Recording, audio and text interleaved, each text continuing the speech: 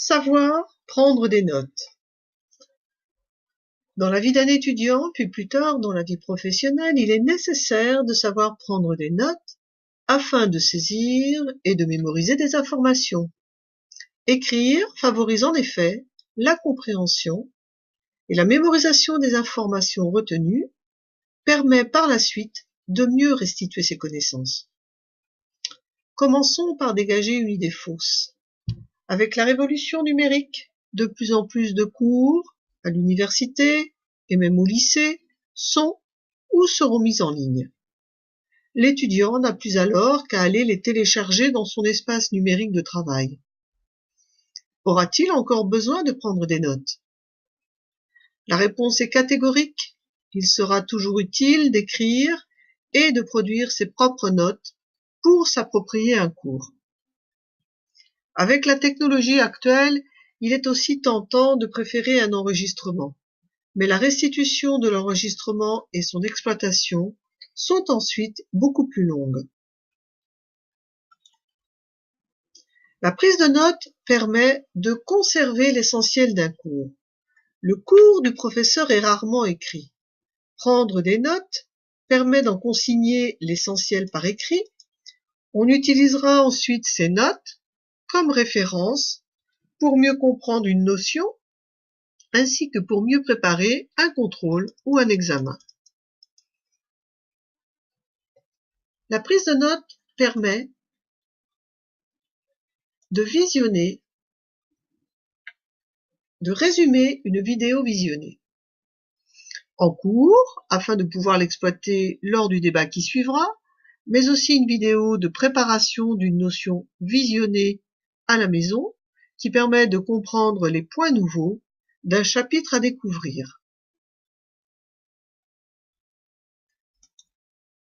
De former son esprit d'analyse et de synthèse, car elle oblige à séparer clairement l'essentiel de l'accessoire, à fixer les grandes étapes d'une argumentation, à développer des idées, mais elle permet aussi de gagner du temps par la suite lors de l'exploitation attendue.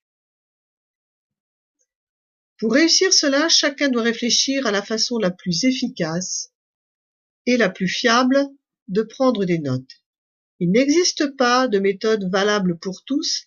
Chacun doit mettre au point sa propre prise de notes. Une prise de notes est personnelle. Chacun prend des notes en fonction de ses connaissances et en fonction de ses lacunes. C'est pourquoi il est fortement délicat d'exploiter les notes de son voisin, même si elles sont très visibles et très lisibles. Comment prendre des notes? La préparation matérielle est essentielle. Un bloc de notes, un cahier à spirale, des fiches Bristol. Bien sûr, de quoi écrire.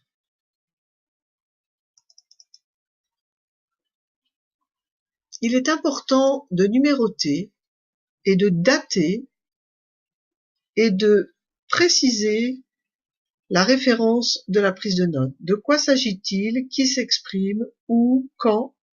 Le titre de la séquence, le titre des textes, la notion abordée. Il faut soigner la mise en page. Il est important de laisser une marge à droite ou à gauche, de faire des retours fréquents à la ligne pour aérer et marquer les différentes parties. Une prise de notes nécessite de se créer un code simple personnel. Celui-ci peut s'appuyer sur des signes mathématiques. Je vous en cite quelques-uns, les plus courants. En rouge, le signe mathématique, en bleu, sa correspondance. Je vous conseille de faire une pause pour lire l'ensemble de ces signes mathématiques qui vous sont proposés. Il en existe bien sûr d'autres. Se créer un code personnel simple, c'est aussi utiliser des abréviations usuelles. Là encore, je vous cite un certain nombre de mots que l'on retrouve assez souvent. L'abréviation est en rouge, le mot est en bleu je vous suggère de faire une pause pour pouvoir lire à loisir ces quelques suggestions d'abréviation.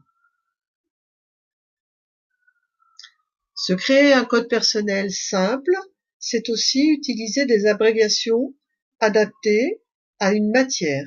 J'ai choisi ici le management, donc j'ai résumé quelques mots que l'on peut retrouver beaucoup dans le cours, et donc en quelques lettres, vous pouvez résumer un mot que vous aurez besoin d'écrire très souvent.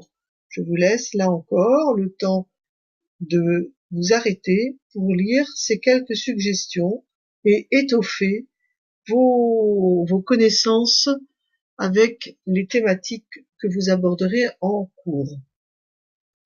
Vous pouvez enfin, avec des lettres mises en exposant, abréger des mots qui sont assez longs. C'est le cas, par exemple, des mots en ment, des mots antiques, des mots anciens. Pour les mots anciens, vous avez la possibilité d'utiliser un petit rond pour usion, ation, ition, ousion, et vous pouvez également utiliser un gros rond pour ancien et oncien. Je vous laisse lire ces mots et faire une pause.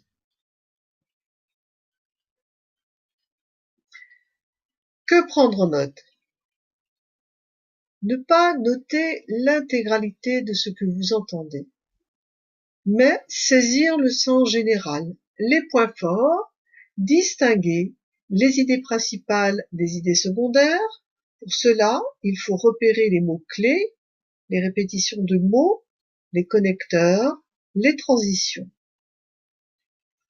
Relire sa prise de notes est fortement recommandé, notamment après le cours ou le soir même, pour clarifier le contenu, rectifier l'organisation, apporter quelques commentaires, ajouter de la couleur, par exemple pour souligner les titres, mettre une définition au fluo et renforcer la structure du cours.